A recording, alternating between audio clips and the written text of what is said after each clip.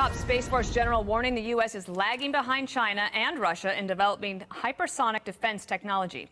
This as U.S. officials reportedly confirmed China's hypersonic missile test in July was more advanced than initially thought. Let's bring in Fox News senior strategic analyst General Jack Keane. And I noted that David Thompson, he's the vice chief of space operations for the United States, says we are not as advanced as the Chinese or the Russians in terms of hypersonic programs.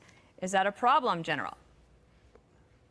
Yeah, oh, it absolutely is, Dana. I mean, the United States is used to having a qualitative advantage over our adversaries for decades, and this has begun to change, not just with this system, but with some others. And clearly the Chinese and the Russians have technology that we do not have in terms of its deployability yet. The Army will produce a system, in 24, the Navy in 25 on surface ships, and also on submarines in 27. But that will still leave us with a major problem, Dana, because we don't have any way to defend against this system. And what we're involved in developing as quickly as we can is advanced satellites with sensors on it to be able to track this system as it orbits the Earth's atmosphere, and secondly, to be able to intercept it.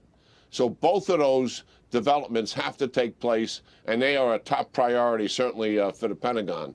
And listen, we have said before that China has a quantitative advantage over us in the Indo-Pacific region. They've got more airplanes, they've got more ships, and they have more missiles than we have deployed in that area. And that is another thing that we have to overcome and begin to forward deploy our capability there to establish deterrence. After all, what we have learned from 40 years of dealing with the Soviet Union, we have to have a strategic deterrence that the enemy accepts as real and that we would use it, and therefore they do not want to enter into conflict with the United States. And we've got to fix this with a sense of urgency, Dana. I feel the same on that one. I also wanted to ask you about this. You've followed this story for years, and the question of whether Russia is amassing troops on the borders with Ukraine for a possible invasion.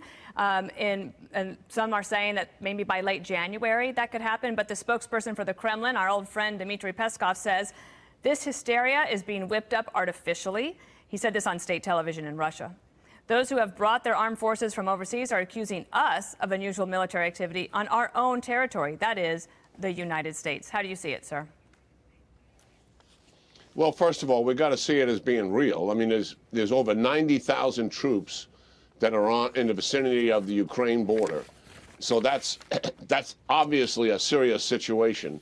We don't know what's inside of Putin's head, whether he's going to conduct an invasion as the defense official in Ukraine thinks maybe by late January, or is he doing this just to make certain that the United States and the West stops providing assistance to Ukraine, and number two, Ukraine stops its desire to move towards the European Union and also to become a member of NATO. I think those latter two things, Russia has succeeded at, quite frankly, rather successfully in encouraging Ukraine's ambitions and stopping those ambitions and also pushing back on the West.